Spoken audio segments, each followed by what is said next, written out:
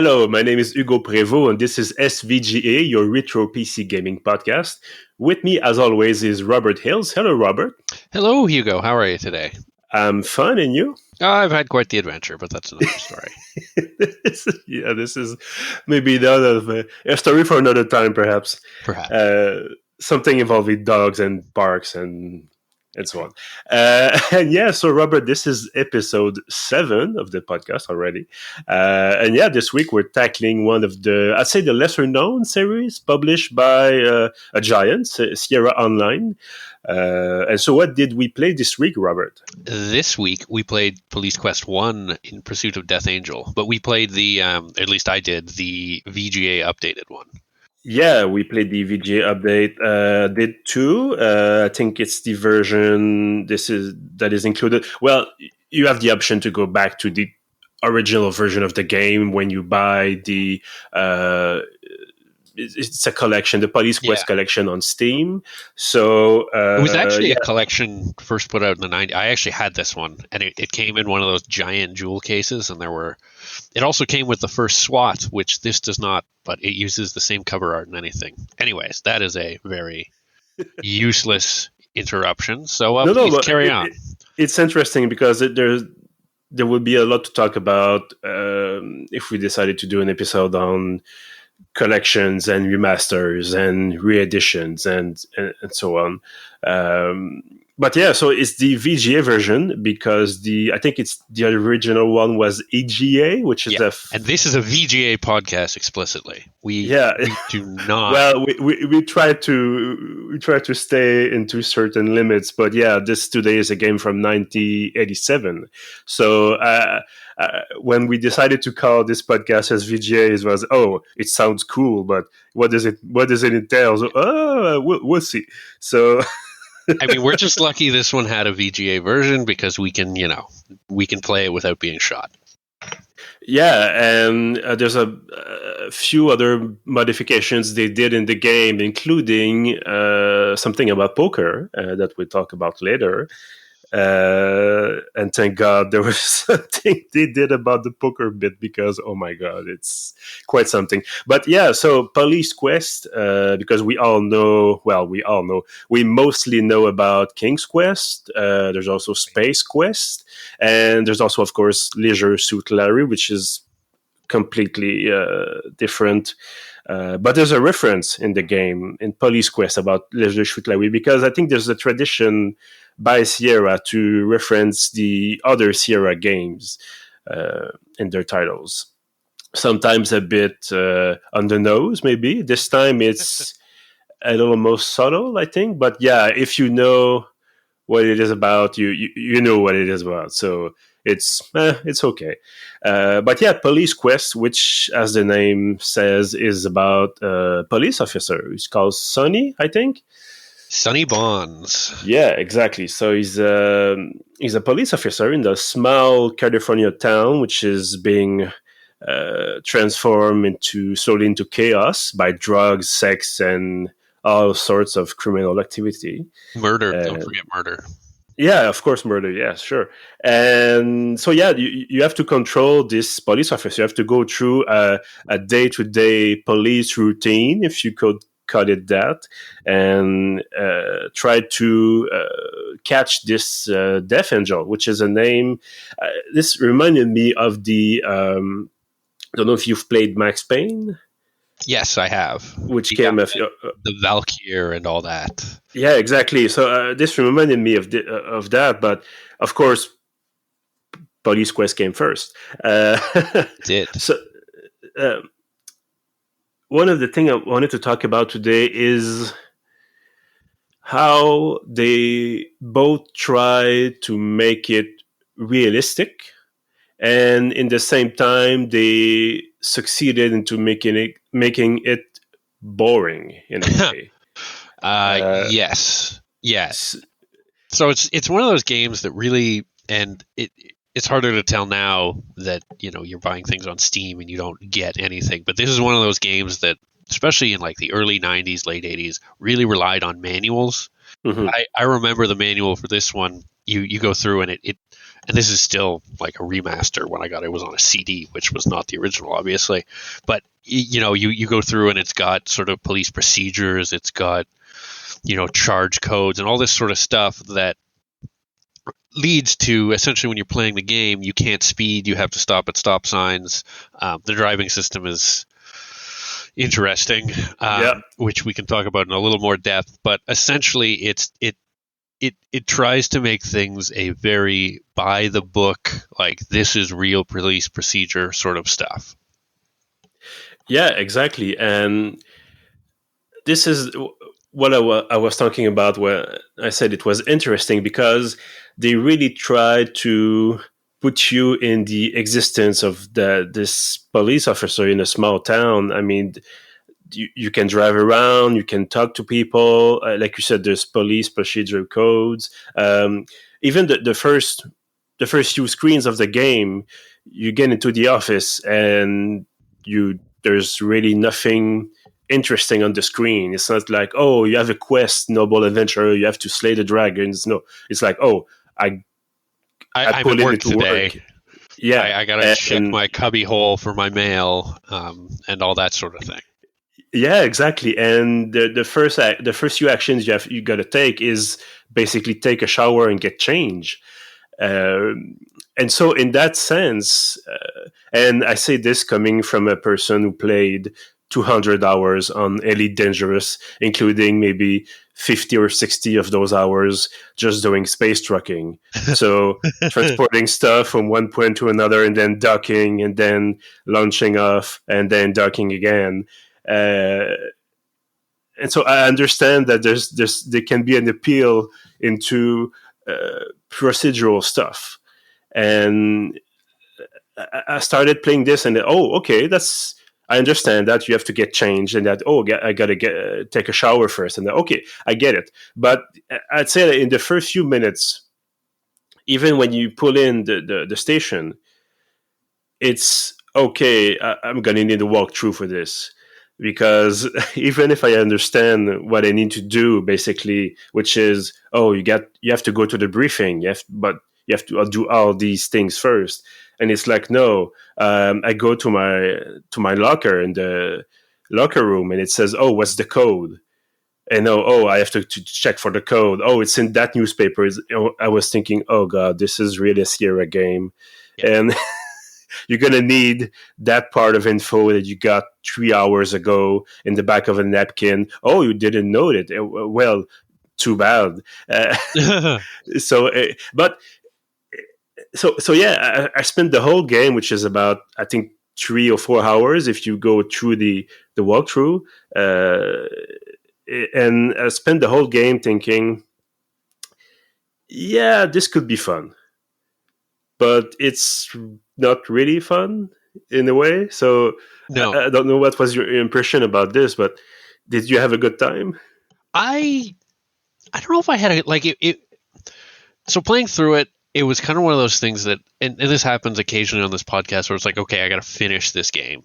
So so I did pull out the walkthrough, and instead of trying to plod my way through stuff and find that newspaper to get my code, which is 269, by the way, you have to open that locker a lot. Yeah. It's one of those things that if I had really wanted to put the time to it, it might have been a little more fun trying to figure out some of the stuff. But at the same time, like, the solutions to things were not always clear. Like, when you go to the jail, for example, you have to drop someone off. If you forget to put your gun in the locker and you go and uncuff the guy, you die and you have to start over. And there's, I don't think there's any prompts early on to tell you, like, hey, you forgot your gun. It's you brought your gun with you, kind of thing. And the driving is, I don't think I've ever actually played a detective game where the driving was really good. Like, even in something like LA Noire, which, is kind of a hyper advanced version of this, a lot of the driving between stuff eventually got really tedious, because it's like, oh, great, so there's this big city you can drive around in, that's cool. but all the stuff I want to do is far apart. And I actually noticed midway through this game, at least in the middle parts, they try and have you driving the shortest distances possible. Like everything's in that kind of bottom quadrant, because you're going from the police station to the jail to the park, and it's all like just down there. And I think that was a conscious decision or a realization that like some of this stuff is really dull. Let's try and minimize it. Yeah, but well, let's talk about the driving mechanics in Police Quest, because at first I found it interesting is that okay, you can control your speed, you have to, and it was really based on. It's about a trace a parallel between this and Wing Commander, because you're really in a time where mechanics are limited, processing power is limited, so you have to make do with what you have. So you cannot have a 3D representation of your car on the road driving down the street. You have a flashing blip, a flashing point. Yeah, so you're inside your car, so you have a dashboard that is mostly useless. Yeah. except for your switch, and then you've just got a couple buttons that show which direction you're going. It's got one screen with a map, and then another which is just a top-down view of your car showing it moving on a very generic road. Yeah, and so I was thinking, oh, that's interesting. Maybe we'll have to chase down suspects, and we have to go some specific places to look for clues, but not really. So it's really, I think it's a representation of the game as a whole is it's filled with useless stuff. And I'd say that because there's I think 3 or 4 times you just have to drive around the city and just wait for something to happen. And then, officer Bounds, you have to go there and just move the plot forward. And sometimes you have to arrest people because they are speeding, and it's really not useful for the plot. I mean, the first time I missed the person, and then I turned the wrong way on the street, and I think it's a problem with many early Sierra games is like, oh, you got to be pixel perfect. You have to when you want to change lanes, when you want to turn, you have to click on these arrows, which will indicate the way you're gonna turn. And if you're not really on the good pixel of the arrow, you have a message saying, I don't know what you'll need, what this will do, or something like that. That won't do anything, or yeah, exactly. And then you're just gonna keep going through, and you're gonna start to swear because you're trying to just move around.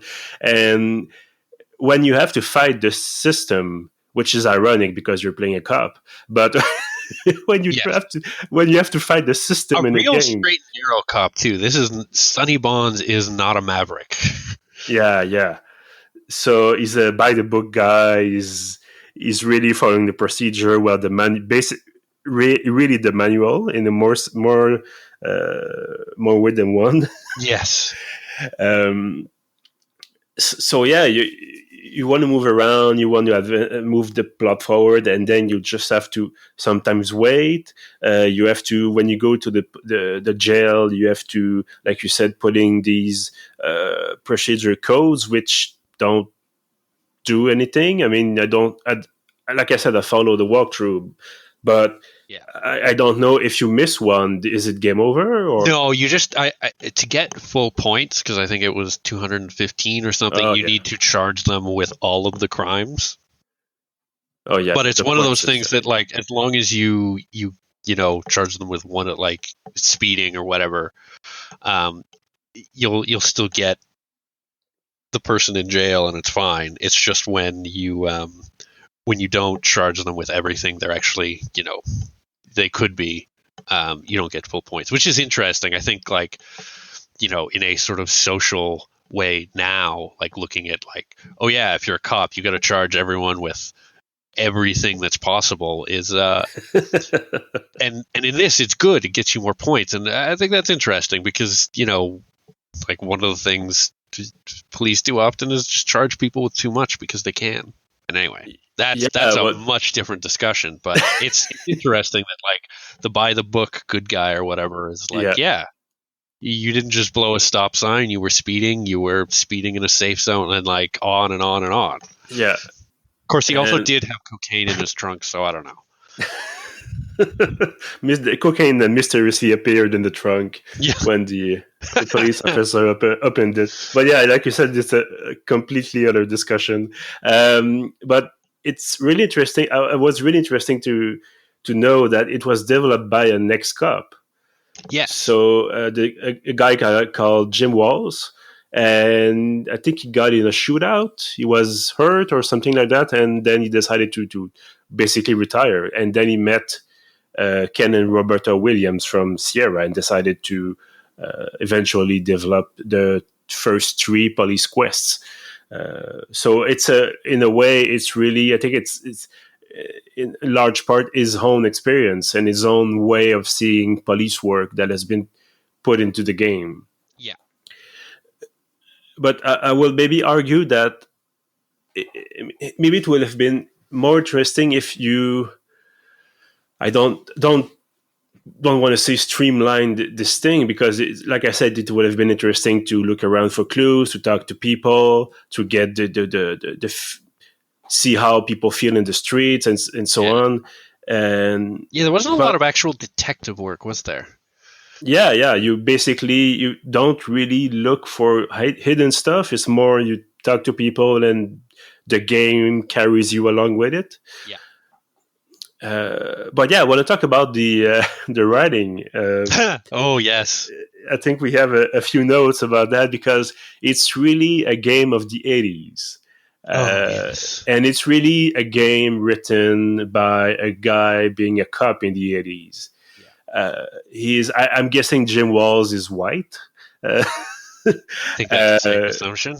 Yeah, and he comes from a place where it wasn't crime-ridden. It was maybe the suburbs. I don't want to presume, but it feels, because you go around and there's a few times where you have to interact with people, suspects, criminals, and so on. And the way that this is written. And I have some line. If you, but I don't know if you want to talk about the bar scene. Oh, okay. I had a different one, but we can. I think I know which bar scene you're talking about. Mine, the very first one. Yes, mine was when you pull over the speeding woman in the convertible. Jesus, yeah. And I'm just gonna read. These are just, so there's dialogue bits, but there's also like little sort of internal monologue, like narrator bit. And I'm just going to read 2 of these narrow narrator bits, and just to give listeners some background, like what you've done is you've seen a speeding red convertible with a woman driving it. And this is what the game presents you as internal narration. With a flush of anticipation and an impending sense that your shyness is going to ruin a potentially mind-altering encounter, you pull over the speeding woman. Your knees turn to water as the gorgeous young woman locks eyes with you. Her sweet, full lips curve into a smile that could turn ice water to steam. She lowers her eyelids and whispers, "Good day, officer. Have I done something wrong?" Anyways, this goes badly for her because you end up giving her a ticket if you want to get your full points, and then she just screams at you. Calls you a little Nazi. The word pig and oink and pork get thrown around a bit. It's hilarious, but it's also just so dated. Maybe I can talk about the bar scene then. Yes. You have to go to a bar because first of all you go to a restaurant or a corner restaurant or something like that. Like a coffee shop diner. Yeah, exactly. And there's this woman who I think she means well, but she like maybe once again she comes from a certain way of life. And anyway, so she says, "Oh, there's bikes in front of the." There's motorbikes in front of the shop, and it scares customers. And I was thinking, okay, this is just bikes. Yeah, I And saved some of this narration too, but yes. yeah, and then she asked us to go talk to the owners of said bikes, which are in the bar down the alley. Of course, the bar is down the alley, Oh yeah, because it's it's a a bar. gungy alley Ooh. too. It's Yeah, got graffiti and grime, just yeah. grime. And then you go to said bar, and there's a couple kissing outside, This is the and they. narration I have. What, do you want to read Oh yes, I do. it? Go on. Two unsavory types are sucking face by the Wino Willie's entrance. If it weren't for the fact that they seemed to be wearing matching rags, you'd think the young lady had been hired for the occasion. Like, what do you even say about this? Like, it's like that hard boiled like cop talk sort Yeah. of cheap paperback novel kind of stuff. But Yeah. Oh man! And then you get into the bar, and of course there's bikers there, so they are the owners of the bikes in front of the coffee shop, and you ask them to move the bikes, and of course it ends up with you getting your stick, your nightstick out, and just wailing into the knee of the guy, who of course he was violent, so he deserved it. And I was thinking, holy crap! I mean, today this guy would have been fired 10 times already. yeah, And well, I don't know. In a perfect world, maybe, or at least there will be someone with a phone out and just filming the thing and putting it up on yeah. YouTube. Uh, but I was like, oh my god! And then he talks to the prostitute. Well, And yeah, Jesus. which is interesting because I believe in later episodes, like because these two are old flames of some kind. Yeah. It seems like they went to high school or something together. Yeah, they went to high school together. Yeah. Anyway, And I think she becomes his wife oh wow. and is maybe murdered in the third one. I can't. I don't know that I ever played through the later ones, but yeah. Yeah. But they try to build a relationship between these two. The girl is called Marie, and like we said, she's a prostitute, and that's okay. But The term is sex worker, Hugo. yeah, sorry. um, but then he likes her, but he can't really like her because she's a sex worker and he's a cop. And then he says, "Oh, we're gonna do a bust of sex workers in a day or two. You have to get out. You have to be away when we do this." And I was thinking, of course, it will bust not of the clients, but of the sex workers. But once again, 1987. Exactly. And they try to develop this relationship across the game, and it ends up with you trying to infiltrate a drug ring, which is owned by the Death Angel. And you end up in an hotel waiting to go to a poker game, and we'll talk about the poker, like I said. But yeah, Marie's there. You have a room, and then she says, "Oh, I want you. Take me now," or something like yeah. that. Like Mary, like goes from like, okay, now just like do me, baby. Yeah, And I say it like that because earlier she's like, come on over here, you sexy thing. Don't be shy. You know I can't resist you. I saved a lot of this dialogue. It was really funny. I mean, she's doing a bit, but in the bar of the hotel, but. Yeah. She's really overdoing it, and then we discover that she really wants the guy. And I was thinking, oh god, it's an adventure game from 1987. Am I about to watch a pixelated sex scene? Ooh, thankfully not. You call her a cab like a gentleman, and she goes, yeah, but to call a cab, you have to put the exact number of the cab company. And that's another thing that pissed me off. It's, why do you need to have filler there? You have to, like I said, there's the driving. Because you actually have to call 411 to figure out what the cab is. It's like, I mean, it's interesting, but at the same time, it's like, you're right. Is this necessary? And like, aren't cab numbers usually just written on the hotel phone? Yeah, exactly. And then you could have the option that you pick up the phone, and then who do you want to call? And there's a button for the cab company. There's another button for your lieutenant at the police station, your boss. And because basically these are the two people you have to call from that phone in the game. And of course not. You have to take out the manual. You have to have written down the number that they gave you before in the game. And it was like, no, I'm not. Like I said, I had a walkthrough, but no, I'm not writing down things. It's not missed. Yeah. And yeah, like, and that's the detective work in this game, I think, and that's kind of one of its big failings. Is like the big detecting you have to do is like, what is my lieutenant's phone number? And, in the very last scene, to win, you have to look at a hotel phone to see what room number it is, and that's how you essentially win, which is kind of hilarious. Yeah, and it's not. I mean, thank God they didn't have anything about something like QTE or have to put the rabbit on the cheese and build an airplane out of it, like in other Sierra games. But it's all this hype about, oh, you're infiltrating a drug ring, and oh, okay, it's this drug lord, who is really powerful, who gets people murdered. And basically, all you have to do is play a poker game twice and win. And said poker game is based on random numbers, and well, they try to, and then so in the VGA version, the one that we played, you have a button to skip the poker game and to which win. I did by accident.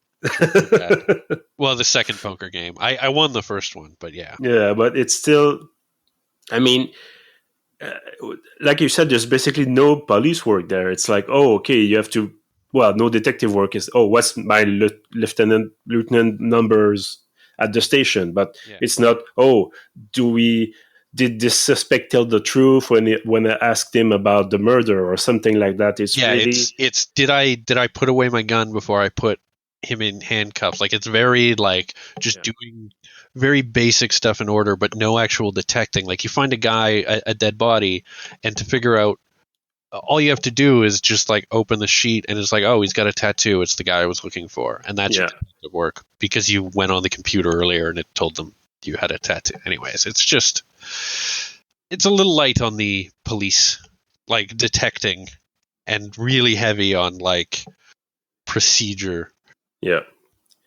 But I have to say, it gave me the desire to maybe play the second or the third one just to see if things get better. I had the same thought of like, you know what? I should maybe just play the second one without the walkthrough, see how it goes. Yeah.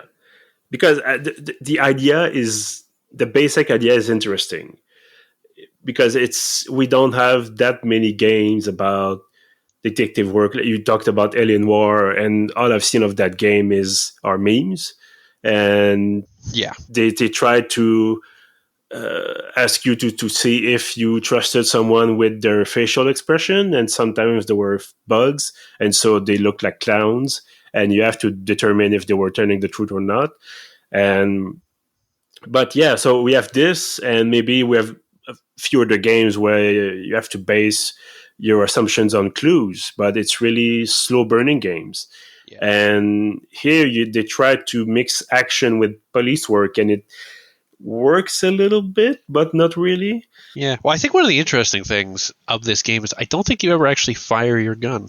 No, exactly. No, you arrest people, but you don't fire a gun. And that's at least, I mean, you have this crude dialogue, but there's no gratuitous violence. So that's a good point. No, all the violence that happens before you get there, essentially. Yeah. So would you recommend Police Quest 1? Maybe.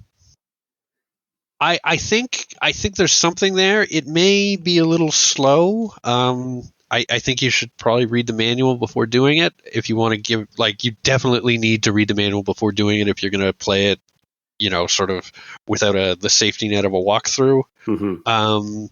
It's the kind of thing you really got to want to play, though. Like, it's an adventure game. It can be, finicky and occasionally tedious, and the driving's a bit but there's something there. Yeah, I think so too. I think it's interesting when you compare it to, like I said, the other Sierra series, where you can doom yourself from the start if you don't catch the rapid that goes through the screen at 100 miles an hour, for example. Or so here, there's no dead ends. I mean, you can screw up and decided to act without thinking about it, and then you'll die, or you do a mistake and the game will end. But it's not like, oh, like I said, 3 hours ago I didn't know that thing, and now I cannot progress. So in that sense, it's interesting. You seem to have a little bit more freedom, a little bit more areas to explore, but on the other way, it's mostly scripted. So I don't know. I mean, how much did it cost to get the Police Quest collection? About $10. I got them on Something like sale, and it was maybe $4. I think it's one to wait Yeah, before it's on sale, because you yeah, get sure. you get 4 of them. It's not a lot of money, but there's I think on sale it's a game worth getting. I probably wouldn't pay full price though.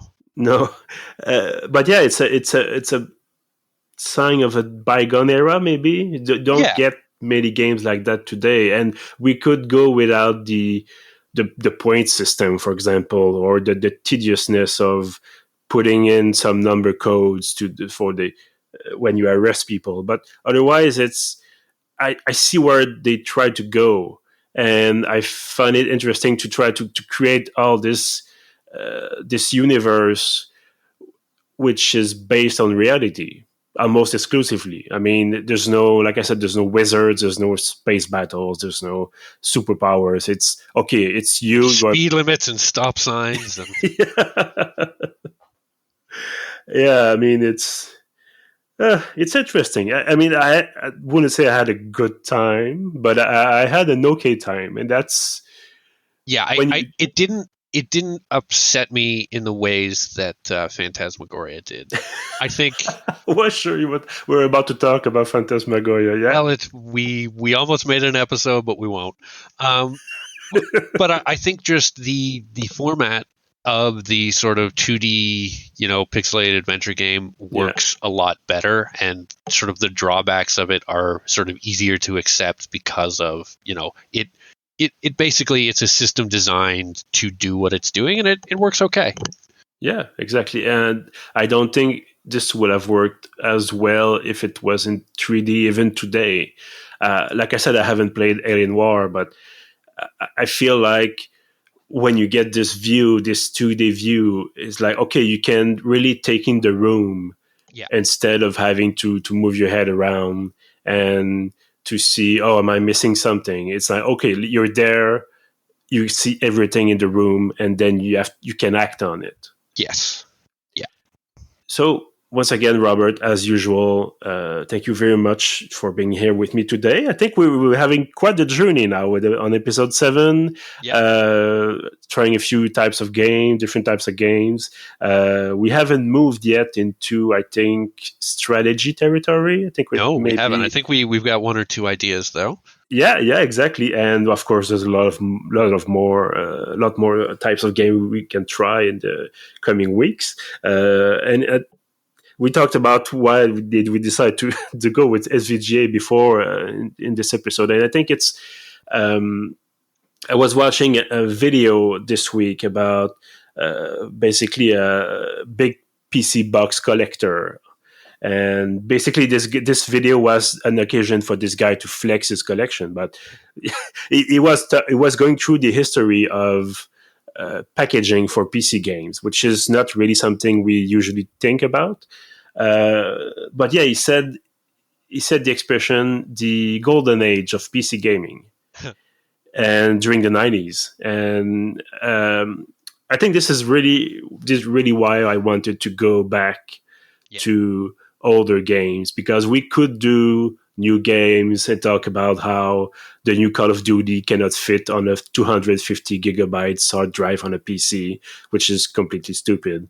But It is. I, And yet so many hours of my day just gone into this thing. But that, but I mean, like you said, on the PlayStation, you can choose what you want to it's play. true. So you don't have to have the campaign and the multiplayer and Warzone. You can just have Warzone, basically. Um, but yeah, so this is why it's interesting. There's a lot of new technologies involved in the 90s. I think we've exchanged messages this week because I've got this old racing wheel from Microsoft at the auction, and like I told you, it works. Yeah. So I'm here playing. Uh, I think it was Burnout Paradise, which is in itself an older game, and using a 90s racing wheel with force feedback, and it still works. It's clunky, it's huge, it's gray, it's horrible. Yeah. Oh, Well, it's when it's you look gray at and green. It's got that Microsoft Sidewinder green. yeah, exactly. And there's, like I told you, there's this ad for the MSN Gaming Zone, which is really dated. But yeah, so this is why I feel there's an excitement to discover or rediscover some older games and to see that you don't really need 8 gigabytes, sorry, of video memory to enjoy a game. I mean, of course, there's good games today. There's excellent games today, but if we don't want to sink hundreds of dollars into video cards and joysticks and modern technology, we can just go online and buy, like you said, 4 police games for $4. And maybe they're not perfect, of course. I'm pretty sure they're not perfect. But yeah, there's this feeling of digging into doing some kind of digital archaeology, maybe. Yeah, and it kind of lets you see sort of with the perspective of where things went, like how games evolved into what they are. Because I actually did a count on this one. 40 people made this game, and that Wow. a lot of those were artists because there's backgrounds and foregrounds and objects and all kinds of stuff. But yeah, it's you can that seems actually like a lot of people for what we've been doing, especially for the era. But it's interesting to look back and see sort of the roots of Yeah. a lot of things and see what we kind of just have tossed aside, or like adventure games are sort of a niche now. Like they're small indie games. They're not, they're not PlayStation launch games or whatever. Yeah, and we won't talk about full motion video, I promise. No, although I we mean, could have, because in the original collection, in the CD one, it gave you the fifth game, which is SWAT, which is a full motion video, but again, very like focused on procedure and yeah. So thank you again for being here with me today. And thank you to everyone who is listening right now, of course. If you want to catch up on previous episodes, you can go on pieuvre.ca. You can also go on SoundCloud. We are on iTunes and Spotify and basically every other podcast platform. We also have a newsletter every Saturday morning. It's in French for now, but if you want to practice your French, or if you want to, maybe we'll eventually have an English one if you have more content in English, and we're getting there, I hope. But yeah, that's it for now. So thank you again, and we'll see you. Well, talk to you next time, I guess. Not really see you. Anyway, thank you again, and we'll talk to you soon. Bye bye. Bye bye.